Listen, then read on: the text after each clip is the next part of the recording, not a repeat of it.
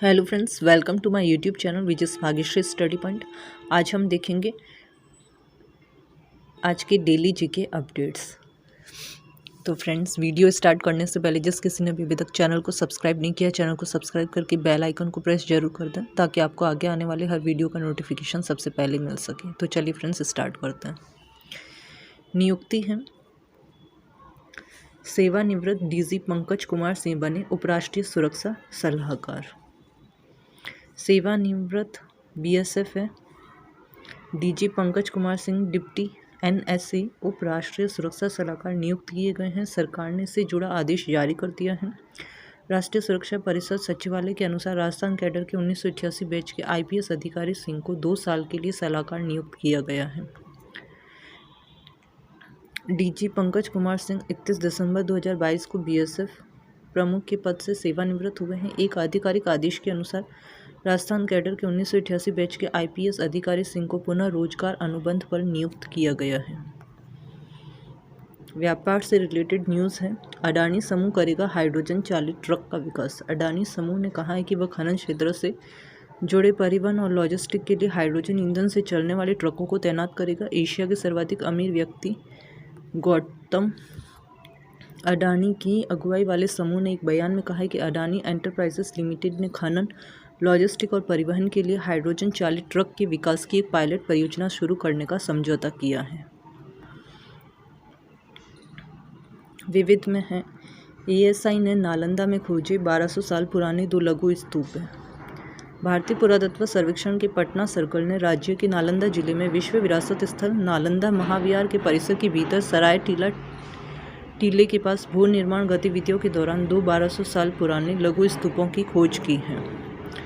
पत्थर से उकेरे गए स्तूप पर बुद्ध की आकृतियां दर्शाई गई हैं। बुद्ध की आकृतियों को दर्शाने वाले पत्थर से तराशे गए ये स्तूप लगभग 1200 साल पुराने हैं और भारत में 7वीं शताब्दी की शुरुआत में ऐसे स्तूप मन्नत के प्रसाद के रूप में लोकप्रिय थे।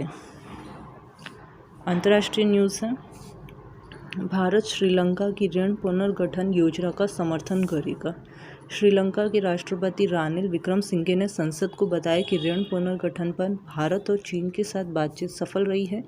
एस जयशंकर 18 से 20 जनवरी तक मालदीव और श्रीलंका के दौरे पर रहेंगे। एस जयशंकर के श्रीलंका दौरे के बारे में विदेश मंत्रालय ने कहा कि जयशंकर की यात्रा जनवरी 2021 और मार्च 2022 में दिवालिया देश की उनकी पिछली यात्राओं के बाद होगी। श्रीलंका हमारा एक करीबी दोस्त और पड़ोसी है और भारत हर समय श्रीलंका के लोगों के साथ में खड़ा है। बैंकिंग से रिलेटेड न्यूज़ है। आरबीआई ने बैंकों में शेयर अधिग्रहण से संबंधित मानदंडों में बदलाव किया है। भारतीय रिजर्व बैंक ने 16 जनवरी 2023 को बैंकों के अधिग्रहण और शेयरधारिता से जुड़े नियमों में बदलाव किए। इसका मकसद यह सुनिश्चित करना है कि बैंकों का स्वामित्व एवं नियंत्रण विभिन्न हाथों में बना रहे और बड़े शेयरधारक लगातार उपयुक्त बने रहे। केंद्रीय बैंक ने इस संदर्भ में मास्टर दिशा निर्देश बैंकिंग कंपनियों में शेयरों का अधिग्रहण और होल्डिंग या वोटिंग अधिकार निर्देश 2023 जारी किया। इसमें कहा गया है कि ये निर्देश यह सुनिश्चित करने के लिए जारी किए गए हैं कि बैंकिंग कंपनियों का अंतिम स्वामित्व और नियंत्रण अच्छी तरह विविध रूप में हो और बैंक इकाइयों के प्रमुख शेयरधारक निरंतर आधार पर उपयुक्त बने रहें। पेटीएम बैंक को Bharat bill payment operating unit के रूप में काम करने हेतु आरबीआई की मंजूरी मिली है। पेटीएम पेमेंट बैंक ने कहा है कि उसे Bharat bill payment operating unit के रूप में काम करने के लिए भारतीय रिजर्व बैंक से मंजूरी मिल गई है। भारत बिल भुगतान प्रणाली पेमेंट सिस्टम यानी बीपीपीएस के तहत Bharat bill payment operating unit यानी बीपीओयू को बिजली, फ़ोन, डीटीएच, पानी, गैस, बीमा, लोन चुकाने, FASTag recharge, education fees, credit card bill और म्युनिसिपल टैक्स पेमेंट करने की सुविधा देने की इजाज़त मिलती है। राज्य से संबंधित न्यूज़ है। टॉप मेट्रो सिटीज़ को पीछे छोड़कर टॉप गेमिंग हब बना उत्तर प्रदेश। ऑनलाइन गेम खेलने के मामले में उत्तर प्रदेश के लोगों ने सबको पीछे छोड़ दिया। भारत में सबसे ज़्यादा ऑनलाइन गेम खेलने वाले राज्यों में उत्तर प्रदेश के बाद महाराष्ट्र, राजस्थान, बिहार और पश्चिम बंगाल का नंबर आता है। ऑनलाइन गेमिंग से जुड़ी एक रिपोर्ट के अनुसार 2021 के मुकाबले 2022 में उड़ीसा, पंजाब, तमिलनाडु, पुडुचेरी और हिमाचल प्रदेश में मोबाइल गेम खेलने वाले यूज़र्स की संख्या में सबसे ज़्यादा बढ़ोतरी देखी गई है। कोल्लम जो है वो भारत का पहला संविधान साक्षर जिला बना। केरल का कोल्लम जिला देश का पहला संविधान साक्षर जिला बन गया। इसकी घोषणा 15 जनवरी को केरल के मुख्यमंत्री पिनाराई विजयन ने कोल्लम में वित्त मंत्री के.एन. बालगोपाल की अध्यक्षता में एक समारोह में की। और जिले की यह उपलब्धि देश के कानूनों और नागरिकों के अधिकारों के बारे में जागरूकता पैदा करने के लिए कोल्लम जिला पंचायत, जिला योजना समिति और केरल स्थानीय प्रशासन संस्थान द्वारा संयुक्त रूप से शुरू किए गए 7 महीने लंबे संविधान साक्षरता अभियान का परिणाम है। समझौता है। गोगोरो महाराष्ट्र में बेलराइस के साथ मिलकर बनाएगी बैटरी अदला बदली का ढांचा। ताइवान की इलेक्ट्रिक वाहन कंपनी गोगोरो इंक ने बेलराइस इंडस्ट्रीज के साथ मिलकर महाराष्ट्र में बैटरी की अदला बदली करने वाला ढांचा खड़ा करने के लिए राज्य सरकार के साथ में समझौता किया है।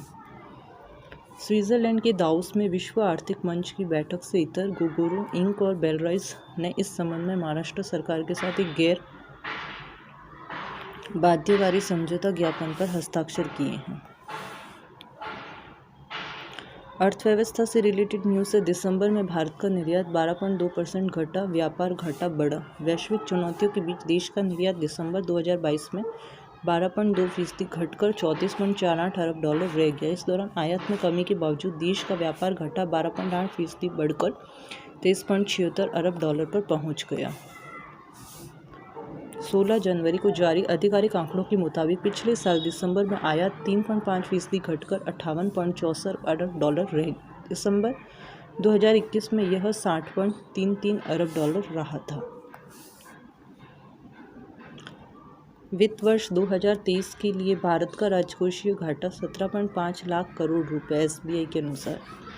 वित्त वर्ष 2023 से 24 के लिए आगामी भारतीय बजट घटती मुद्रास्फीति के वैश्विक माहौल के बीच राजकोषीय समेकन के रोडमैप का पालन करना सरकार के लिए चुनौतीपूर्ण होगा। भारतीय स्टेट बैंक के एक शीर्ष अर्थशास्त्री ने एक रिपोर्ट में यह जानकारी दी है। उन्होंने कहा है कि भारत के लिए यह नामात्र सकल घरेलू उत्पाद संख्या को 10% से काफ़ी अधिक निर्धारित करना मुश्किल बना सकता है, जिसमें अपस्फीति लगभग 3.5% है, लेकिन इसका मतलब यह भी हो सकता है कि लगभग 6.2% की अनुमानित GDP वृद्धि से अधिक हो।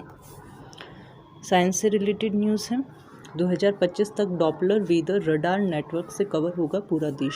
साल 2025 तक पूरा देश डॉपलर वेदर रडार नेटवर्क से जोड़ दिया जाएगा। यह दावा केंद्रीय मंत्री जितेंद्र सिंह ने किया। वे भारत मौसम विज्ञान विभाग के 148वें स्थापना दिवस पर आयोजित एक कार्यक्रम में संबोधन दे रहे थे। इस दौरान उन्होंने यह भी कहा कि मौसम विभाग की मौसम को लेकर की जाने वाली भविष्यवाणी की सटीकता में पिछले 8 से 9 वर्षों में लगभग 40% सुधार हुआ है। जेम्स वेब का अंतरिक्ष में नया कारनामा, पहली बार खोजा पृथ्वी जैसा ग्रह। जेम्स वेब स्पेस टेलीस्कोप अपने लॉन्चिंग के बाद से लगातार शानदार काम कर रहा है। टेलीस्कोप ने पहली बार सौर मंडल के बाहर एक ग्रह खोजा है और सौर मंडल के बाहर स्थित खगोलीय पिंड LHS 475b लगभग पृथ्वी के आकार का है। यह पृथ्वी की तरह ही एक चट्टानी ग्रह है जो धरती से 41 प्रकाश वर्ष दूर ऑक्टस तारामंडल में है। नासा की ट्रांसिटिंग एक्सप्लोनेट सर्वे सैटेलाइट या TESS की डेटा को देखकर माना जा रहा था कि यह एक ग्रह हो सकता है। पुरस्कार में है लेखक के वेणु को फेडरल बैंक लिटरेरी अवार्ड 2023 मिला। प्रसिद्ध लेखक के वेणु को उनकी आत्मकथा ऑरन वेंशनथी नते कथा के लिए फेडरल बैंक लिटरेरी अवार्ड 2022 से सम्मानित किया गया है। वेणु ने केरल लिटरेचर फेस्टिवल के हिस्से के रूप में आयोजित एक विशेष कार्यक्रम में फेडरल बैंक के अध्यक्ष और स्वतंत्र निदेशक बालगोपाल चंद्रशेखर से पुरस्कार प्राप्त किया। लेखक और साहित्यिक आलोचक है KC नारायण, सुनील P. इलायिदुम और PK राजशेखरन के निर्णायक पैनल ने ओरन वेंशनथिनगते कथा का चयन किया है। जज पैनल के सदस्य PK राजशेखरन ने टिप्पणी की कि पुस्तक का सार केरल के आधुनिक इतिहास में सबसे गहन राजनीतिक समय रेखा की स्मृति को वापस लाता है। अजंता एलोरा फिल्म महोत्सव में नानेरा को मिला गोल्डन कैलाश पुरस्कार। राजस्थानी फिल्म है नानेरा, नानाजी का घर। मुख्य किरदार मनीष की इर्द गिर्द घूमती है। मनीष के पिता की मौत के बाद उसके जीवन का फैसला उसके मामा लेने लगते हैं। कहानी के मुख्य पात्र मनीष की जिंदगी उस वक्त नया मोड़ लेती है जब अपने रिश्ते की बहन के साथ प्रेम करने लगता है। इसकी वजह से उसका परिवार खुद को मुसीबत में पाता है। राष्ट्रीय स्तर पर न्यूज़ है। NCERT ने भारत का पहला राष्ट्रीय मूल्यांकन नियामक पारख लॉन्च किया। National council for education research and training ने भारत का पहला राष्ट्रीय मूल्यांकन नियामक पारख जारी किया, जो देश में सभी मान्यता प्राप्त स्कूल बोर्डों के लिए छात्र मूल्यांकन और मूल्यांकन के लिए मानदंड, मानक और दिशा निर्देश स्थापित करने पर काम करेगा। पारख नियामक का उद्देश्य विभिन्न राज्य बोर्डों के साथ नामांकित छात्रों के अंकों में असमानताओं को दूर करने में मदद के लिए सभी बोर्डों के लिए मूल्यांकन दिशा निर्देश स्थापित करना है। नेक्स्ट न्यूज़ है योजना। सरकार ने अल्पसंख्यक छात्रों के लिए चलने वाली पढ़ो प्रदेश योजना भी बंद कर दी है।